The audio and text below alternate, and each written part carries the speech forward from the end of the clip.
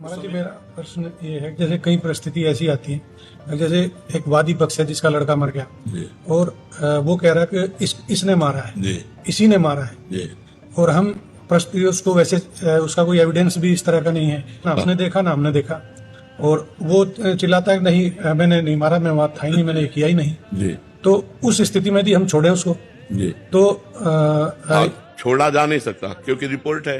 हाँ, रिपोर्ट है और पक्का पॉइंट है नहीं कि वो अपराधी है।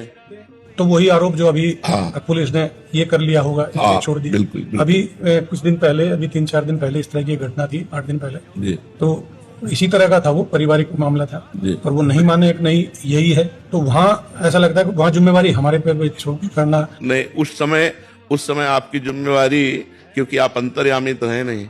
अंतर्यामी का मतलब जो पर्दे के पीछे की बात है वो तो पता है नहीं।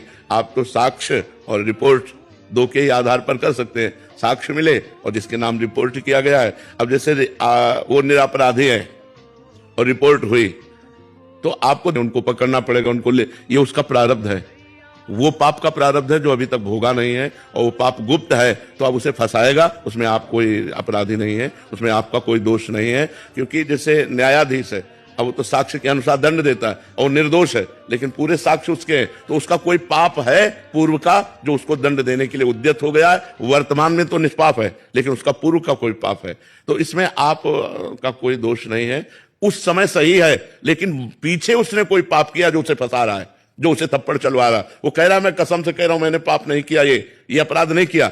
पक्का हम भी कह रहे हैं उसने नहीं किया, लेकिन उसको डंडे चलेंगे, उसको पिटना पड़ेगा तब तक जब तक उसका अपराध मोचन नहीं हो जाएगा। जो गुप्त पाप हुआ है, जिस पाप को प्रकाशित नहीं किया गया और उसका प्रायश्चित नहीं हुआ, वो पाप उसे फंसाएगा, उसे डंडा लगेंगे, और जब उसका पाप खत्म हो जाएगा तो साक्ष्य मिल जाएगा कि यह निर्दोष है और उसे छोड़ दिया जाए। उसमें आप दोषी नहीं है, क्योंकि आप रिपोर्ट और साक्ष्य के अनुसार ही पकड़ते हैं। आप कोई अंतर्यामी तो है नहीं कि हमने ध्यान किया और हमें पता चल गया ये निर्दोष है या ये दोषी है। उसके तो भगवान ही अंतर्यामी है, वही प्रेरक है, तो आप अपने साक्ष्य के अनुसार करेंगे तो उसमें कोई दोष नहीं होगा। अब इसी में आपको अर्थ दे दिया जाए और कहा जाए इनको, वो गड़बड़ हो जाएगा।